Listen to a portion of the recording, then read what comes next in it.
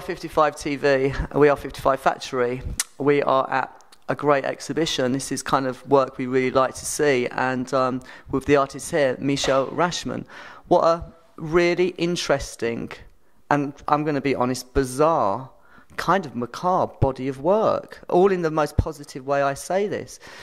Tell me a little bit about it. Most people use words like grotesque when they look at it, but actually I think it's very beautiful.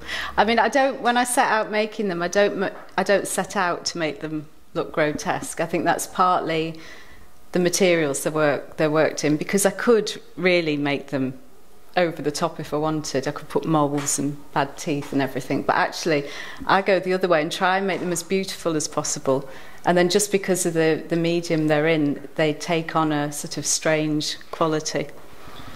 Sure. I mean, when I first saw them, I first got the information over, I was like, yeah, we've definitely got to do an interview here. I think they're very sympathetic myself. There's a real reality to them, and they're kind of people you could know. What is it like working with this, and how long does it take you to produce one, for example? It's a bit difficult to say, really, because they tend to overlap. I don't make one and then start another one. But months, because it's all tiny, tiny stitches. And I start with a sort of blob and I work outwards. And although I have a sort of idea of what she's going to look like, they tend to evolve as I'm making them. So, and there always comes a point where, you know, it just looks like nothing, and then one day it sort of looks back at you and says, hello. You say that you kind of have an idea what they're going to look to loosely. I mean, do you kind of know what their character is loosely, or is that something that all of a sudden just one day is, oh yeah, they've got their own character now? I sort of know the character, although I have to say that quite often I'll have something in mind that I'm going to use with the piece of work, like, I don't know, a piece of underwear or something, and I'll get to the point and I think, you know, she wouldn't wear that. Right. so that gets stitched. I've got a crown that I've had for about 3 years, and every time I start making a piece of work, it's going to have the crown on it, and every time it's not really her, so it gets stitched. Where did this body of work come from, like emotionally? And why did you start working in that medium, and what are you saying about your own past? I think I started working in the medium just because I worked in, I went to a fine art department that had no money. Right. And so you sort of had to make work from whatever you could find. One of the best ways of creating, isn't it? Well, and also I was really, really practical. When I was a student, I thought it's pointless, you know, doing bronze casting or something, because I'm not going to be able to carry on working when I leave college. So tights seemed like a good idea.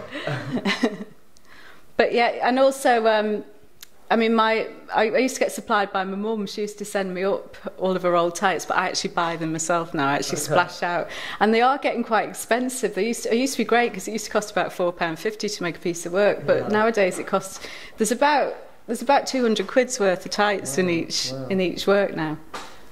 And are you going for like a really expensive tight these days, or just any tight will do? Actually, expensive is worse because they tend to be really, really fine. And I go for quite a thick tight that doesn't ladder, so it's almost a surgical one. Oh, hello. We just have people trying to get in on 55 TV and this show. We do apologise. We are professional. Do you have their names before you've started, or is it again something that develops?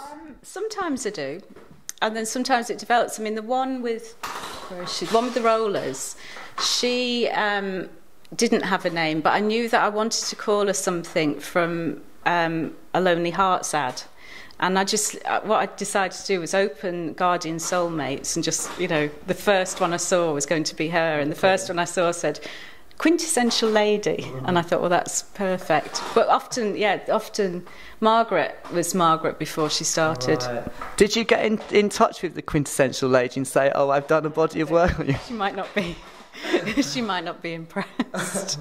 Oh, she's rather beautiful. She really is rather beautiful. She might not think that. If you did one of me, I might not think that. Well, do you know what? It's really funny because they never, ever are of anyone particularly. but they always take on the appearance of somebody that I know. Right. And sometimes I don't notice it. Somebody might point it out to me. And there was one, actually, her, that started looking like somebody. There was a point where she looked like Mayor off The Killing. Right. For about 6 weeks, and everyone that saw it. And I was watching The Killing at the time, so... Do you get emotionally attached with these characters, or is it just something that obviously an artist gets emotionally attached to their work, but is it something that you do start to see them as real people in a sense of romance? Or yeah, because I have sort of nicknames for them, and also I think because they take so long to make, you do build up a rapport. You know, it's not, and also because I don't work, you know, I work on them myself from start to finish. They're not, you know, there's nothing I can give to anyone else to do. It's really, really intense, and it's really slow as well. The process is very, very slow, so I have to really focus for an awful long time. So I do get attached to them. But I think like any artist, when you've done the piece of work and you're on to the next one, you abandon the one you've just done and move on. do you find any times that you're having conversations with them and slight little chats? I started talking to them, yeah. But there's certainly something between us. You know, there's certainly something going on. Great. What a lovely body of work. It's very impressive, it's very original, and we're very pleased we've come down to do this. This is 55 TV. Check out the show.